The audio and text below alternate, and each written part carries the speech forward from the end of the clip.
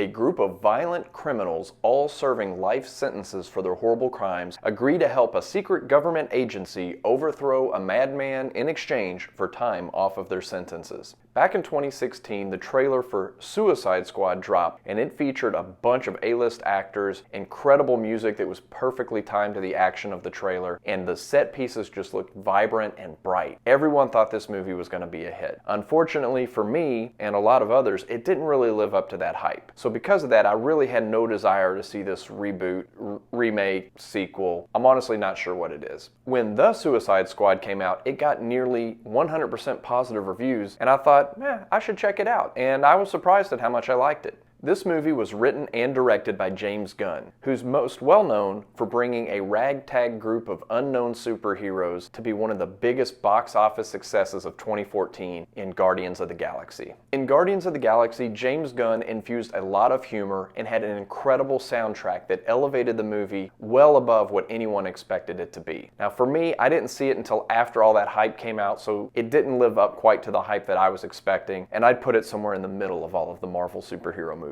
I admittedly don't know a whole lot about DC superheroes, but it really felt like James Gunn was scraping the bottom of the barrel of the most unknown superheroes you could imagine. There's seriously a guy in this movie whose superpower is throwing polka dots. The movie knows that throwing polka dots is a ridiculous superpower, just as the audience does, and we get some good laughs out of it throughout the film. When it comes to superhero movies, James Gunn seems to have a formula. He's always got a strong female lead, he's always got a former professional wrestler, and there seems to always be a non-human character with a low vocabulary portrayed by an A-list muscle-bound action star. The humor works really well in The Suicide Squad, and at some points it actually felt like James Gunn was reading my mind. While watching this, I'd sometimes have a thought, and then a couple of minutes later the character would vocalize the thought that I just had. An example of this involves a starfish and what some people think that looks like. It wasn't just the humor that worked well. The set pieces and the action and the CGI was all larger than life because it is a superhero movie after all. But it worked better than I was expecting. The CGI looked really good, and I never felt like the action scenes got too crazy to where you couldn't tell what was going on.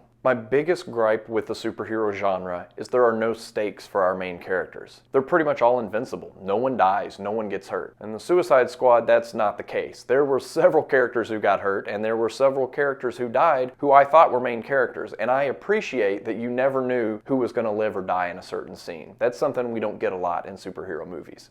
The Suicide Squad is not a family-friendly superhero movie. This is very R-rated. There's a lot of language in it, and there is a lot of blood and a lot of gore. Now, it's not gross, but there's still a lot of blood and gore. Mortal Kombat is known for its on-screen deaths, which it calls fatalities. Well, the Suicide Squad got a lot more creative than Mortal Kombat did, and I found the on-screen deaths in this movie to be better than Mortal Kombat's. In the grand scheme of things, there's nothing in the Suicide Squad that we haven't seen before. It just does a really good job of blending together that humor and that over-the-top action and violence and the incredible music with a lesser-known group of superheroes. And I suspect this will probably be my favorite superhero movie of 2021.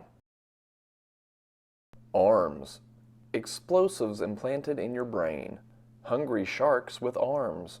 Man weasels. Throwing polka dots.